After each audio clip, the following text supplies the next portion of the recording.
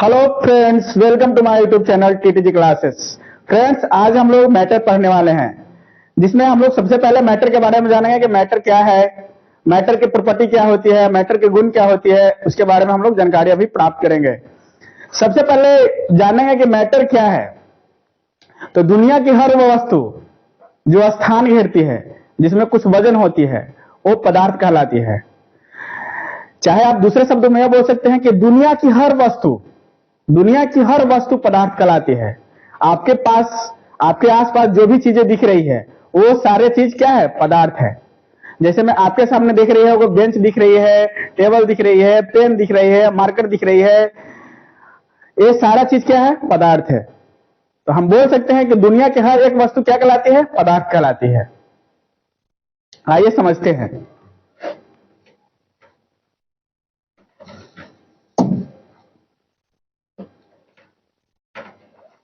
आज हम लोग अध्याय 1 हमारे परिवेश में पदार्थ पढ़ेंगे।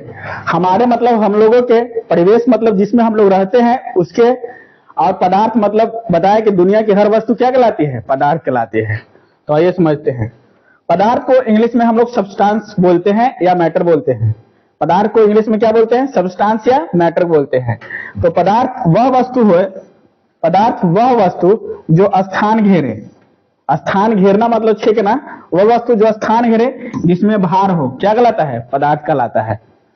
जैसे में लकड़ी, ये हमको बताइए कि लकड़ी स्थान छेकता है कि नहीं छेकता है? और लकड़ी में वजन होता है कि नहीं होता है? होता है। तो क्या है? पदार्थ है। उसके बाद ईंट, आप ईंट देखे होंगे, ईंट को आप जहां रखिएगा वहां जगह छेक लेगा, और ईंट में क्या होता है? वजन होता है। तो ईंट क्या है? पदार्थ है। उसी प्रकार लोहा के रड को हम लोग रखते हैं तो लोहा जगह नहीं छेकता है, लोहा में वजन होता है। तो ये क्या है? पदार्थ है। जैसे पानी, कागज, बर्फ इत्यादि। कागज को भी हम ढेर सारा कागज बंडल के बंडल रखते हैं तो वह स्थान छेकता है और उसमें वजन होता है। तो क्या है? पदार्थ है। तो बोल सकते हैं कि दुनिया की हर वस्तु क्या कहलाती है? पदार्थ कहलाती है। दुनिया की हर वस्तु क्या कहलाती है? पदार्थ। या दूसरे शब्दों में हम यह कह सकते हैं कि पदार्थ वह वस्तु है जो स्थान घेरती है, जिसमें वजन होता है, वो पदार्थ कहलाती है। अगला है कि प्रेम, ईर्ष्या, दुख, प्रकाश, ये सब पदार्थ नहीं है। क्योंकि प्रेम हम किसी से करते हैं, चाहे वो हमसे करती है, तो क्या जगह छेकती है? तो नहीं। उसमें वजन होता है प्रेम में? तो नहीं। अब प्रकाश में वजन होता है? नहीं होता है। प्रकाश जगह छेकती है? नहीं। तो ये सब पदार्थ नहीं है। तो यहां लिखा हुआ है कि प्रेम, ईर्ष्या, घृणा, प्रकाश इत्यादि पदार्थ नहीं है। यहां पर आप देख सकते हैं।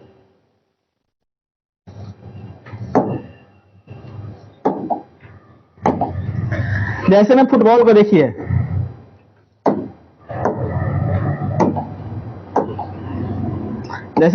देखिए, फुटबॉल जगह छेकता है कि नहीं छेकता है? इसमें वजन होता है कि नहीं होता है? तो ये क्या है? पदार्थ है। जैसे में किताब को देखिए, किताब जगह छेकता है कि नहीं छेकता है? इसमें वजन होता है कि नहीं? तो हाँ, तो ये पदार्थ है। सेब को आप देख लीजिए, सेब भी जगह छेकता है, इसमें भी वजन होता है। तो ये क्या है? पदार्थ है। जैसे देखिए टेबल जगह नहीं छेकता है, जहां पर लगाते हैं हम लोग, तो टेबल जगह छेकता है, टेबल में कुछ वजन होता है। तो ये क्या है? पदार्थ है। यहाँ पर आपको मैटर के सारा एग्जाम्पल दिया हुआ है।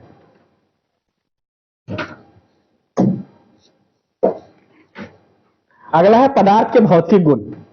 बाबू, गुण दो प्रकार के होते हैं, एक भौतिक गुण होता है, एक रासायनिक गुण होता है। तो अभी हम लोग पदार्थ के भौतिक गुण के बारे में पढ़ने वाले हैं। भौतिक गुण वे गुण होते हैं जो बाहर से दिखने वाले गुण होते हैं। मतलब किसी भी वस्तु को हम लोग जो बाहर से देखते हैं ना, तो बाहर से देखकर जो गुण बताया जाता है उसको हम लोग भौतिक गुण बोलते हैं। तो आइए हम लोग भौतिक गुण के बारे में पढ़ते हैं। मान लीजिए आप कि ईंट पदार्थ है कि नहीं है? हाँ, तो ईंट पदार्थ है। तो ईंट के बारे में पढ़ेंगे कि ईंट का जो कण होता है, मतलब पदार्थ ईंट के जो कण होते हैं वो छोटे छोटे होते हैं, इतने अत्यंत छोटे होते हैं, एकदम सूक्ष्म छोटे होते हैं। पदार्थ के कण अनवरत क्या होते हैं? गतिशील होते हैं। और पदार्थ के कणों के बीच क्या पाए जाते हैं? रिक्त स्थान पाए जाते हैं। अब पदार्थ के कणों के बीच अंतराण्विक आकर्षण बल भी लगता है। तो आइए हम लोग समझते हैं पदार्थ के भौतिक गुण। तो हम लोग पदार्थ पढ़ेंगे कि पदार्थ किससे मिलकर बना है? तो पदार्थ कणों से मिलकर बना है। पदार्थ किससे मिलकर बना है? तो हम लोग बोलेंगे कि पदार्थ छोटे छोटे अत्यंत सूक्ष्म कणों से मिलकर बना होता है। तो यहाँ देखिए पदार्थ के कण अत्यंत क्या होते हैं, सूक्ष्म होते हैं। अगला है कि पदार्थ के कण अनवरत क्या होते हैं, गतिशील होते हैं। जैसे यहाँ समझ सकते हैं कि अगरबत्ती को हम लोग जलाते हैं तो उसकी सेंट पूरे रूम में फैल जाती है। तो इसके कण क्या है, अगर इसके कण स्थिर रहते तो जहां पर जलाते हैं वहीं पर केवल मांगता है, लेकिन इसका सेंट पूरे रूम में फैल जाता है। तो इसका कण हो जो क्या है, इसके कण गतिशील होते हैं। तो हम बोल सकते हैं कि पदार्थ कण क्या होते हैं, अनवरत गतिशील होते हैं। अगला है कि पदार्थ के कणों के बीच क्या पाया जाता है, रिक्त स्थान। हमने बताया कि पदार्थ के कण, पदार्थ छोटे छोटे कणों से मिलकर बने होते हैं, तो उन कणों के बीच एक रिक्त स्थान पाया जाती है। उन कणों के बीच क्या पाई जाती है, रिक्त स्थान। यहां समझाएंगे कि देखिए ये पदार्थ के कण है, तो ये पदार्थ के बीच देखिए तो ये आपको स्पेस दिख रहा है, तो ये पदार्थ के कणों के बीच जो रिक्त स्थान पाया जाता है इसको हम लोग अंतराणविक स्थान बोलते हैं। आप यहाँ पर भी देख सकते हैं, एक कण है कि नहीं, तो यहाँ पर आपको स्थान दिख रहा होगा। तो इस कणों के बीच क्या पाया जाता है, रिक्त स्थान पाया जाता है। अगला है कि पदार्थ के कणों के बीच एक प्रकार का क्या पाए जाते हैं, आकर्षण बल पाए जाते हैं। देखिए तो एक कण है छोटू और एक कण है कि नहीं, तो ये दोनों आपस में एक बल से बंधे होते हैं।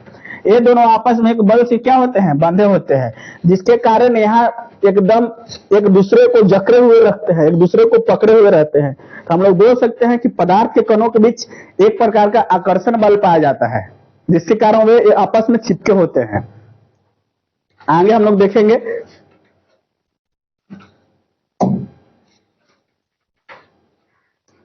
अगला है भौतिक अवस्था के आधार पर पदार्थों का वर्गीकरण।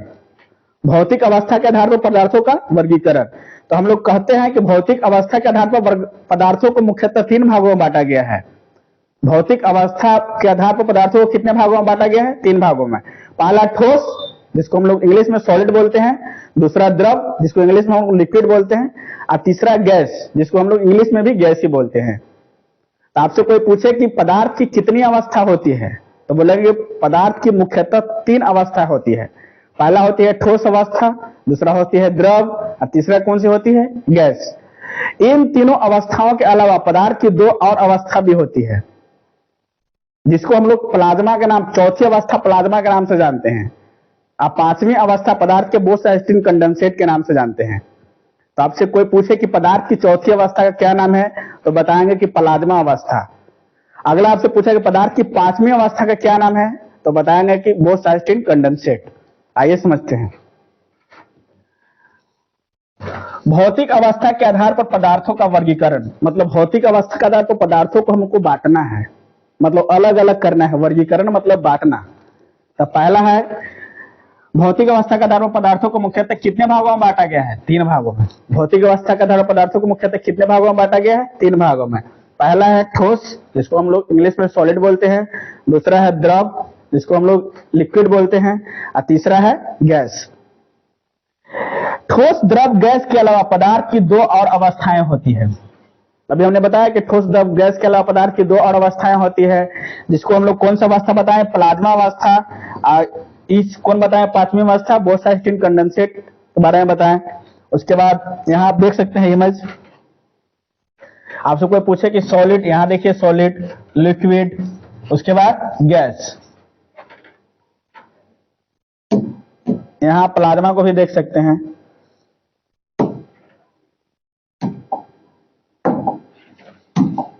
यहाँ आप देखिए प्लाज्मा अवस्था को।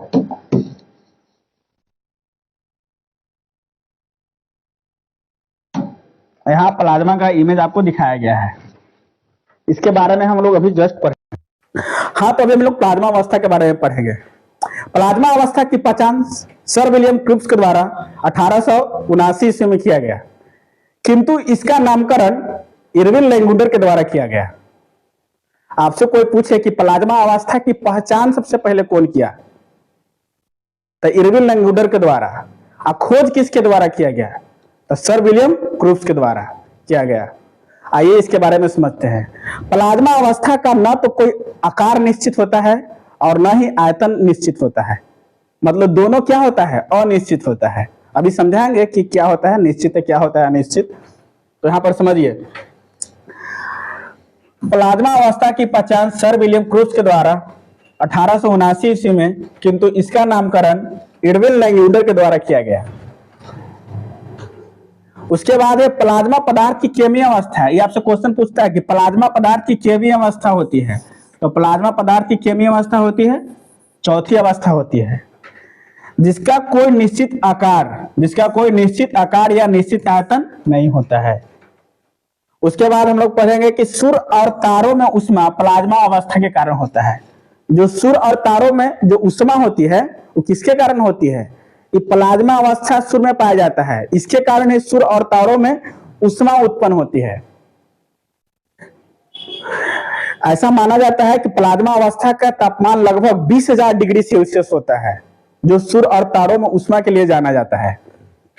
तो यहां से ये भी जान सकते हैं प्लाज्मा अवस्था का लगभग तापमान कितना होता है, 20,000 डिग्री सेल्सियस होता है। अब हम लोग पदार्थ की पांचवी अवस्था के बारे में पढ़ेंगे कि पदार्थ की पांचवी अवस्था बोस-आइंस्टीन कंडेंसेट होती है। आपसे कोई पूछे कि पदार्थ की पांचवी अवस्था क्या होती है, तो पदार्थ की पांचवी अवस्था बोस-आइंस्टीन कंडेंसेट होती है।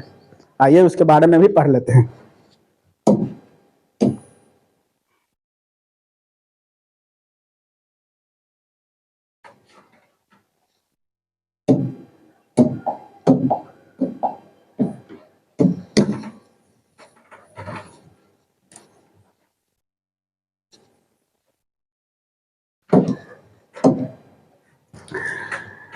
इस अवस्था का मतलब बोस-आइंस्टीन कंडेंसेट अवस्था का न तो आकार निश्चित होता है और न ही आयतन निश्चित होता है। आपसे कोई पूछे कि पदार्थ की पांचवी अवस्था का आकार निश्चित होता है, तो नहीं, आकार इसका निश्चित नहीं होता है, न इसका आकार निश्चित होता है, न ही इसका आयतन निश्चित होता है। यह पदार्थ की केमीय अवस्था है, पांचवी अवस्था है। ये आपसे पूछेगा कि यह पदार्थ की केमीय अवस्था है, तो पदार्थ की पांचवी अवस्था है। इसकी खोज भारत के सुप्रसिद्ध वैज्ञानिक सत्येंद्र नाथ बोस के द्वारा किया गया। आपसे क्वेश्चन पूछेगा कि प्लाज्मा अवस्था की खोज कौन किया, तो प्लाज्मा अवस्था की खोज सत्येंद्र नाथ बोस के द्वारा किया गया। ये कहाँ के रहने वाले थे, तो यह भारत देश के रहने वाले थे। आगे हम लोग पढ़ेंगे।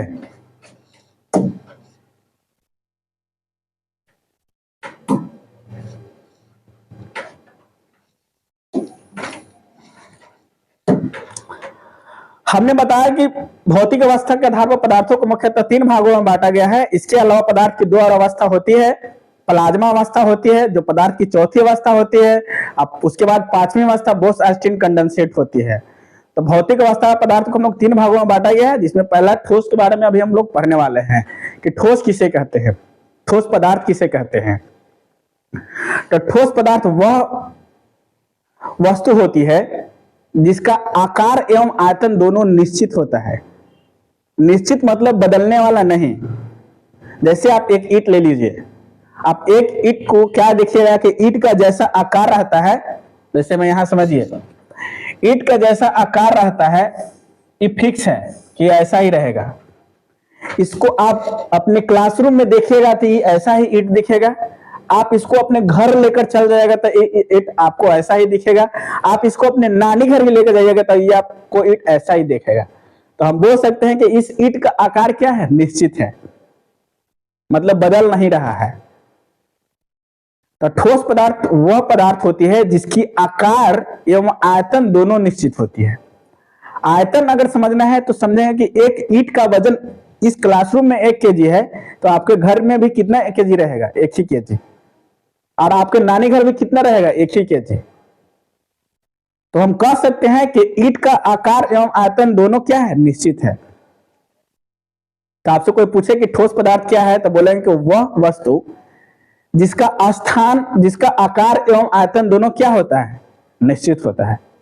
आइए यहां समझते हैं ठोस पदार्थ क्या है। तो वह पदार्थ जिसका आकार एवं आयतन दोनों क्या होती है, निश्चित होती है, उसे हम ठोस पदार्थ कहते हैं। जैसे पत्थर का क्या आकार एवं आयतन दोनों निश्चित होता है, तो हाँ होता है। जैसे में कोयला का आकार एवं आयतन क्या होता है, निश्चित होता है। जैसे में ईंट का आकार एवं आयतन क्या होता है, निश्चित होता है। जैसे में रड समझिए, रड का भी आकार एवं आयतन क्या है, निश्चित है। उसके बाद हम लोग द्रव के बारे में पढ़ें कि द्रव पदार्थ क्या है। तो बोलेंगे वह पदार्थ जिसका आकार अनिश्चित एवं आयतन क्या हो, निश्चित हो, उसे हम क्या कहेंगे, द्रव कहेंगे। जैसे समझिए, जैसे में पानी, दूध, तेल, पेट्रोल इत्यादि। अब यहां हम लोग समझते हैं कि 1 लीटर पानी को आप बोतल में रखिए तो वो पानी है जो बोतल का आकार ले लेगा। वही 1 लीटर पानी को आप गिलास में डालिए तो ये पानी किसका आकार ले लेगा? ये गिलास का आकार ले लेगा। यही 1 लीटर पानी को आप बाल्टी में रखिए तो पानी किस आकार ले लेगा? बाल्टी का आकार। तो इसको हम बोल सकते हैं कि इसका आकार परिवर्तनशील है, मतलब इसका आकार अनिश्चित है।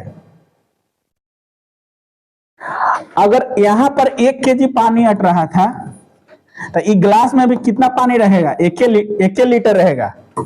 इसको लीटर बोल देना, 1 लीटर रहेगा। अगर इसको हम बाल्टी में भी रखें तो इसमें भी कितना रहेगा? 1 लीटर रहेगा।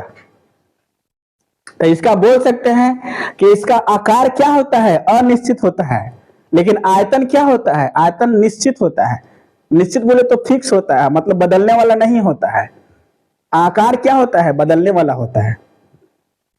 तो आपसे कोई पूछे कि द्रव पदार्थ क्या है तो बोलेंगे कि वह पदार्थ जिसका आकार अनिश्चित हो एवं आयतन क्या हो? निश्चित हो, उसे हम द्रव पदार्थ कहते हैं। जैसे में पानी, दूध, पेट्रोल इत्यादि। उसके बाद हम गैस पढ़ेंगे, गैस पदार्थ। तो गैस पदार्थ वह पदार्थ होती है जिसका आकार भी अनिश्चित एवं आयतन भी अनिश्चित, मतलब दोनों अनिश्चित हो, उसे हम क्या कहेंगे? गैस पदार्थ कहेंगे। जैसे समझेंगे, वह पदार्थ जिसका आकार एवं आयतन दोनों क्या होता है? अनिश्चित होता है, उसे हम गैस पदार्थ कहते हैं। जैसे oxygen, carbon dioxide, methane gas, coal gas इत्यादि। जैसे समझिए,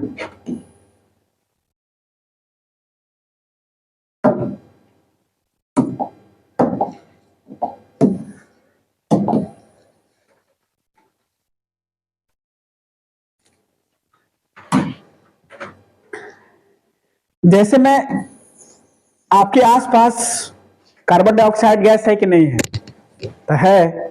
तो आपको दिख रहा है कि कार्बन डाइऑक्साइड गैस कैसा है? उसका आकार गोल है, उसका आकार लंबा है, उसका आकार चौड़ा है। आपको दिख रहा है? तो नहीं। तो इसका आकार क्या है? अनिश्चित है। आपके आसपास कार्बन डाइऑक्साइड गैस है तो आपको पता है कि कितनी मात्रा में है? नहीं। तो इसका आकार भी अनिश्चित एवं आयतन भी अनिश्चित, मतलब दोनों अनिश्चित, मतलब को दोनों पता नहीं है, उसे हम क्या कहेंगे? गैस कहेंगे। तो बोल सकते हैं कि गैस वह पदार्थ है जिसका आकार एवं आयतन दोनों अनिश्चित हो, उसे हम गैस पदार्थ कहते हैं। आगे हम लोग समझते हैं।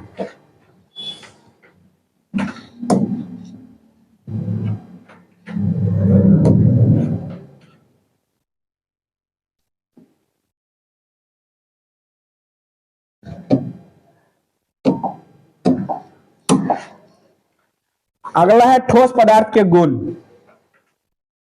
ठोस पदार्थ के क्या गुण? हम सबसे पहले गुण के बारे में बताते हैं कि जैसे में हम लोग में कुछ ना कुछ गुण है कि नहीं, कि हम लोग अच्छा खेलते हैं, हम लोग अच्छा पढ़ते हैं, उसी प्रकार पदार्थ में भी गुण होती है।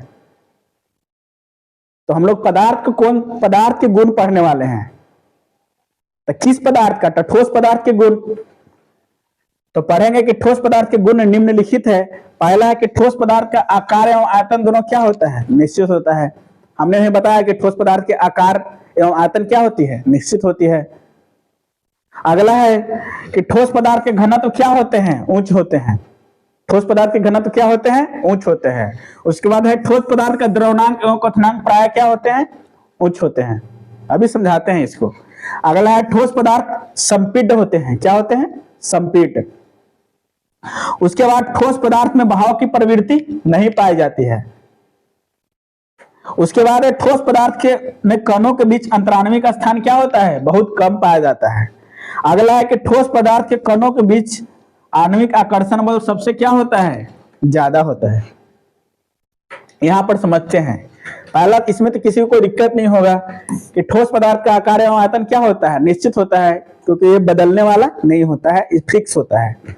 अगला है ठोस पदार्थ के घनत्व क्या होता है, उच्च होते हैं। घनत्व के बारे में हम आगे पढ़ेंगे जस्ट। अगला है ठोस पदार्थ का द्रव्यमान एवं क्वथनांक प्रायः क्या होता है, उच्च होता है। अब समझिए, एक ईंट को लीजिए, ईंट ठोस है कि नहीं है, तो ईंट को आप जल्दी गलाना चाहिएगा तो गलेगा, इसको कितने टेम्परेचर दीजिएगा तो हाल ही नहीं ना गलेगा। इसलिए हम बोलते हैं कि ठोस पदार्थ का गलनांक क्या होता है, उच्च होता है। और बोलेंगे कि ठोस, अगर ईटा को हम लोग खौलाना चाहें कितना टेम्परेचर दीजिएगा तो वो हाल ही खोलेगा, मतलब क्वथनांक होगा, नहीं होगा। तो बोलेंगे ठोस पदार्थ का क्वथनांक क्या होता है, उच्च होता है। तो आप बोल सकते हैं कि ठोस पदार्थ का द्रव्यमान और क्वथनांक प्रायः क्या होते हैं, उच्च होते हैं।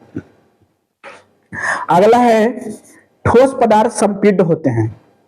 संपीड्य हम उसको बोलते हैं जिसको दबाने से दबता है।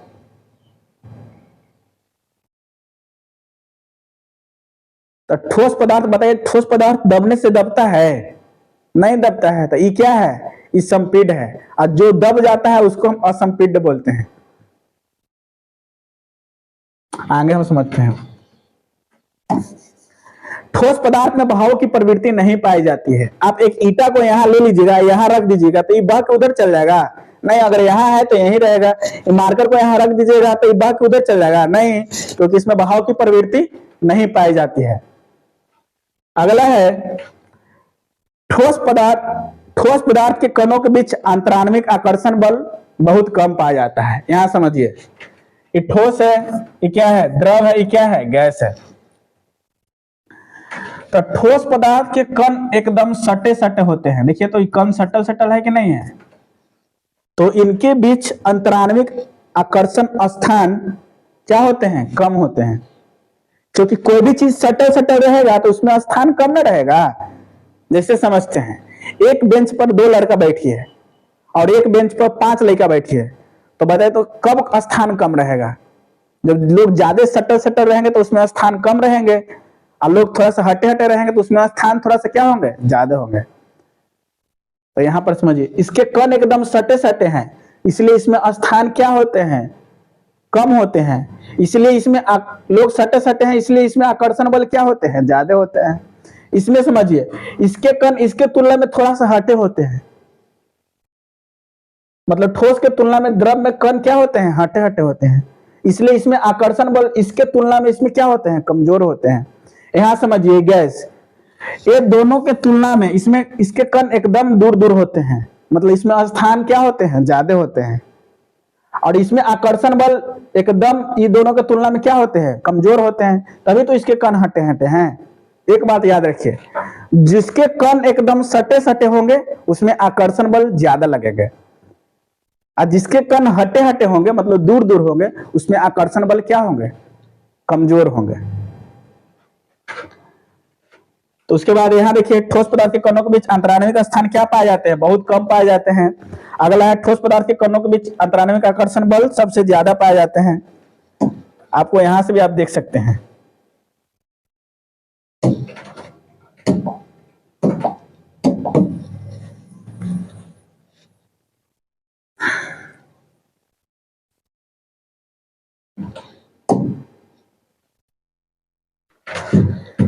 अगला है द्रव पदार्थ के गुण।